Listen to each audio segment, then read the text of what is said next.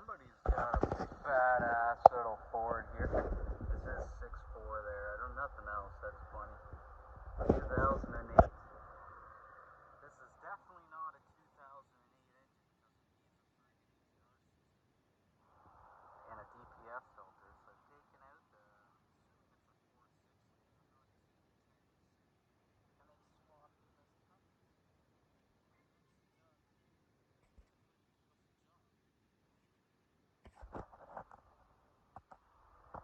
A lot of that shit looks old. That looks nice. What a setup.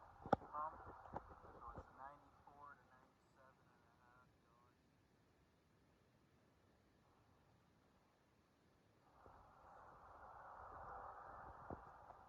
Alright, let's see what it looks like underneath. Every so often you see the cooler, but not this strong. The only ones I've ever seen is regular old